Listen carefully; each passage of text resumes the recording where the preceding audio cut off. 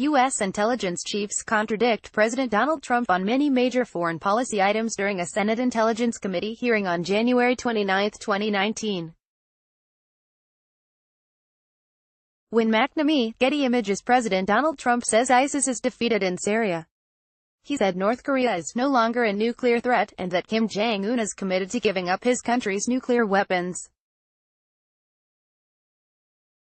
He's repeatedly blocked Russia's claim that it didn't interfere in the 2016 presidential election.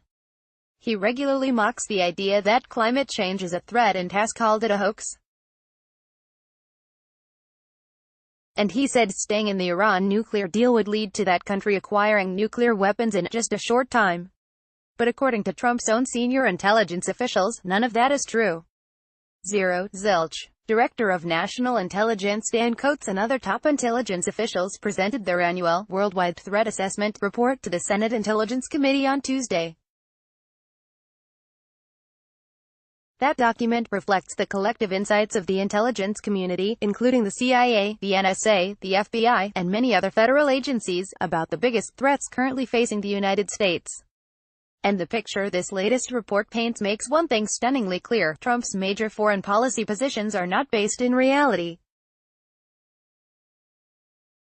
Here are some of the key findings of the report that directly contradict Trump's claims. ISIS still has thousands of fighters in Syria and Iraq. North Korea is unlikely to give up all of its nuclear stockpiles, delivery systems, and production capabilities. Russia will meddle in the 2020 elections via social media, to focus on aggravating social and racial tensions. Undermining trust in authorities, and criticizing perceived anti-Russia politicians.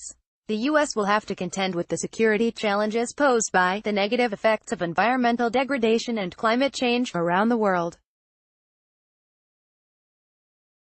Iran is not currently undertaking the key nuclear weapons development activities we judge necessary to produce a nuclear device. In other words, Iran is still abiding by the terms of the nuclear deal that Trump pulled out of, and its continued implementation of the deal has extended the amount of time Iran would need to produce enough fissile material for a nuclear weapon from a few months to about 1 year. What's more, the report warns that Iranian officials have publicly threatened to resume nuclear activities that the nuclear deal limits if Iran does not gain the tangible trade and investment benefits it expected from the deal, though. Again, it notes that Iran isn't currently undertaking the key nuclear weapons development activity. CNN's Jim Sciutto summed up the remarkable contrasts in a single tweet on Tuesday. The nation's senior-most intel officials are making clear many of Trump's claims are not based on intelligence. ISIS is not defeated. North Korea is not denuclearizing. Russia still interfering in U.S. elections. Climate change is real.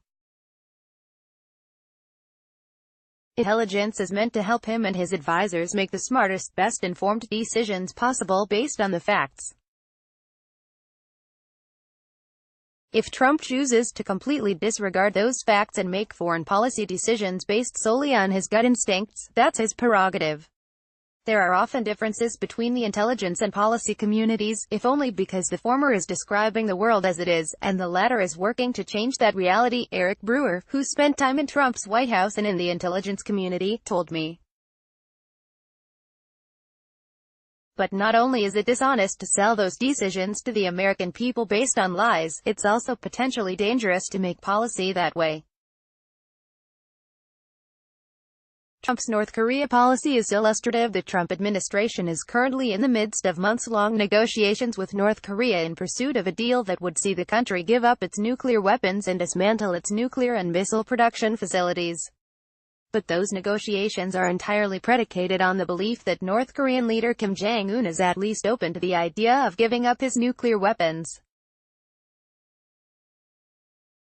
And indeed, both President Trump and top administration officials like Secretary of State Mike Pompeo continue to insist that North Korea has agreed to give up its missiles and nukes. Yet the intelligence assessment, which, again, represents the consensus view of different U.S. agencies involved in collecting and analyzing intelligence, clearly states that the country is unlikely to give up all of its nuclear stockpiles, delivery systems, and production capabilities, and adds that North Korean leaders view nuclear arms as critical to regime survival. That fits with the publicly available evidence experts and researchers have found showing that North Korea has continued to improve its weapons programs throughout the negotiations and is hiding military sites from the U.S. Those certainly don't seem like the actions of a country planning to give its weapons up anytime soon. Trump's miscalculation here, therefore, is potentially dangerous. Should he and his administration continue to pressure North Korea to do something it likely will never do, then the diplomatic effort is doomed to fail. That, sadly, could potentially put both countries back to threatening each other with nuclear annihilation. And pursuing an unlikely diplomatic goal keeps the Trump administration from trying other policies, like containing a nuclear North Korea. The current method, so far, has only led to an even more capable Kim regime. Trump's statements about key foreign policy issues aren't just wrong, then. They have the potential to make the country he leads, and the world, less safe.